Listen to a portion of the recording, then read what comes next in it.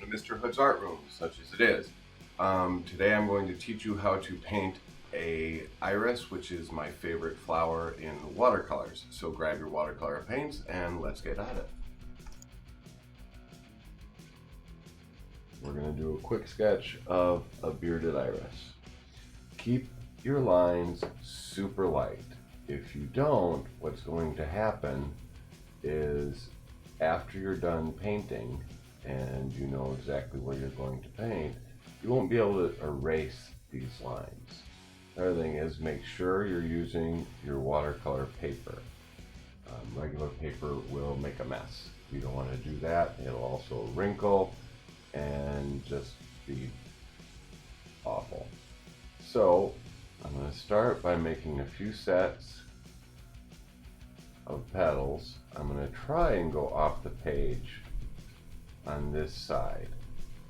I just think it makes it look a little more interesting in the very end, and I just like to do it.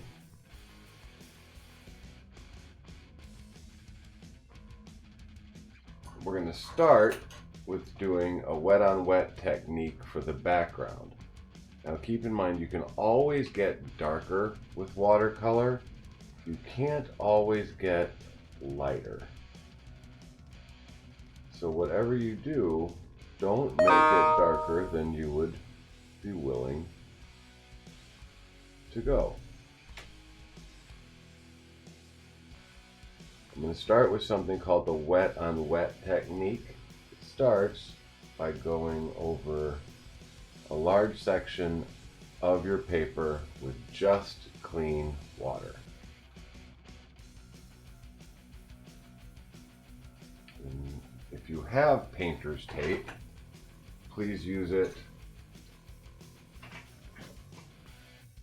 around your edges, and then when you peel off the tape, you'll also get a really nice edge.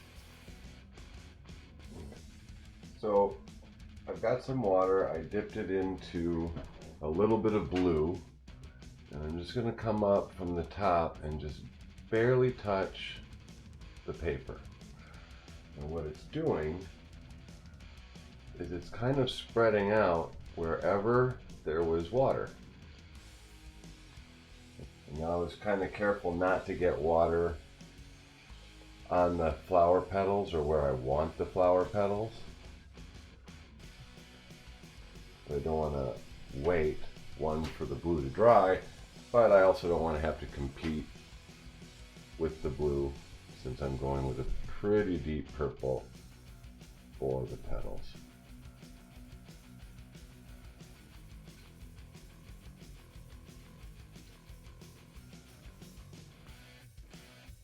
Okay, this is getting pretty close to dry, but while it's drying, I think we're going to do something with the leaves, or at least a portion of the leaves. Now you can choose to do the wet on wet again with the leaves if you really like the way it came out, or you can just paint them. It's entirely up to you. Now this leaf up here, I'm going to have to paint once all this dries because I got it wet. And if I try and paint up here now, even with a wet on wet, it'll bleed into the blue and then it'll just be a big old mess. So I'm not going to do that.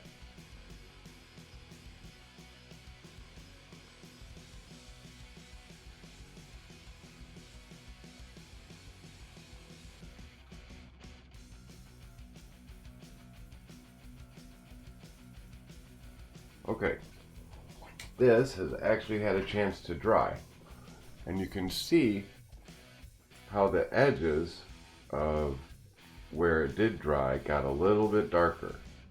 It's one of the fun things about watercolor that makes it look really nice, is that when it dries, especially if you had a little extra water, it'll kind of pool and then make the lines a little bit darker. Now you can, if you don't like how dark your background is, you can make it a little darker.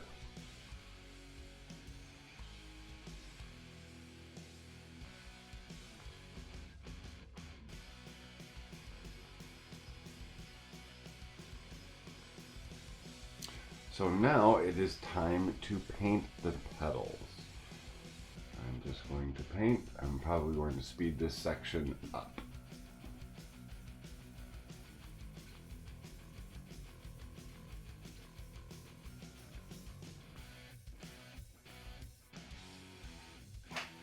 I don't really think it's dark enough on some of the purple areas, and so I'm going to make those darker. And again, I'm going to speed this up.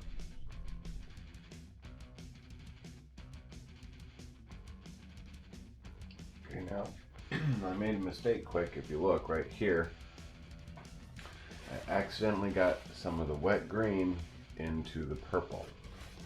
I'm going to try and zoom in for you here.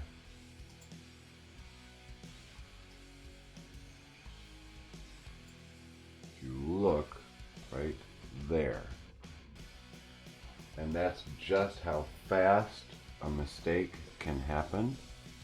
And I can try and clean it up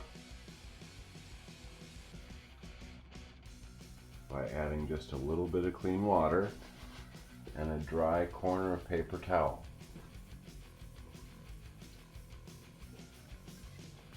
Just like that. Now, gotta zoom back out. And then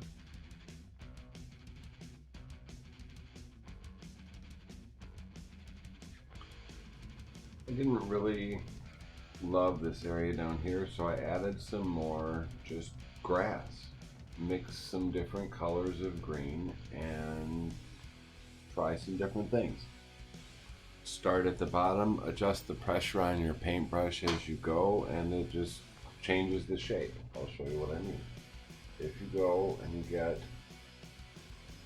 the green, again, make sure you have enough water on it, and you go, start at the bottom, come up, you can cross over anything that's already there, push down with your brush and it'll get a wider line, and lift up with your brush and it'll get smaller.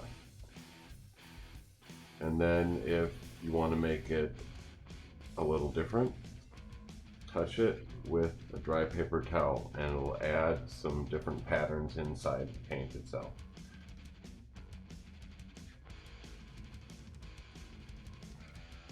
Okay, so this is kind of where I'm at right now. There are some more things I want to do to it, but I'll do that off camera and you guys do your own thing with it, and then I'll be back in a minute to show you what I did.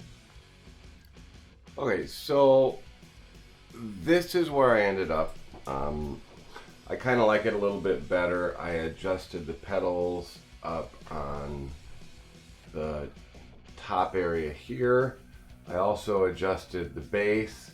I got some darks going on with the grass. So let's see what happens when I speed things up a little and keep painting today.